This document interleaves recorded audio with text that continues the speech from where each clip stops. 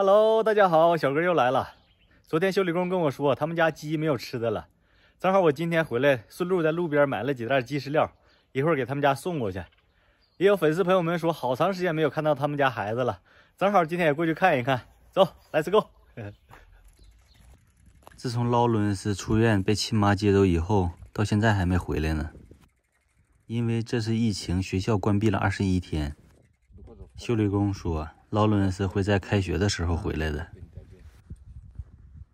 露露在帮家里干活呢，也是自从劳伦斯出事了以后，露露就没去学校。因为那段时间爸爸妈妈忙着照看劳伦斯，家里的一切事情就由露露来打理了。后期又赶上疫情严重，学校放假了，所以就一直没去上学。很多朋友们问呢，为什么最近一直没有拍修理工家？那肯定是有原因的呀。自从劳伦斯出院被亲妈接走以后，修理工就病倒了。好长一段时间呢，他一直说头疼、头晕、浑身无力的。因为现在是疫情期间，每个人都需要非常小心的。像修理工这样，他表现出部分新冠肺炎的症状。为了安全起见，我就不能和他接近了。但我还是经常去看他们的，每次带的米面油菜什么的就放在门口，然后他们自己出来取。修理工呢也一直在说，医生告诉他是劳累过度。后来我看他一直不见好转，就让他去大医院检查了一下。检查完了，给开了一些药，吃完了，现在好了。我问他到底是怎么回事，他和我说，医生告诉他的是他血管里的压力过高，然后让他注意的是少吃盐，少吃油腻的东西，尽量不要生气什么的。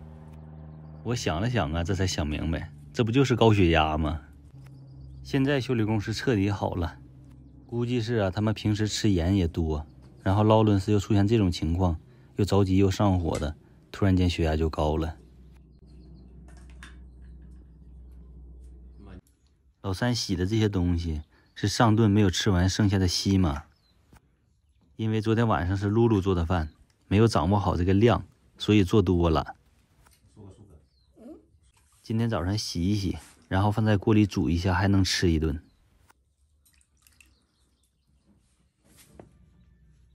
这一大早孩子们都没有闲着，刷完了锅，洗完了碗，露露在收拾他们自己的房间。平时的生活中也没有什么可玩的，这一个小电视可能是孩子们平时唯一的乐趣了。自从老三失手重伤了哥哥以后，被爸爸狠狠收拾了一顿，家里有些活更是主动承担了。看看吧，这是家务活干得不好，又被爸爸给批评了。有时候吧，我真是感觉修理工对孩子实在是太严厉了。这几个孩子真是怕他呀。修理工也说自己管得很严格，他担心的是如果不严格的话，这几个孩子慢慢的就管不住了。如果哥哥不出事儿，这些活就是哥哥的了，老三就能轻松很多。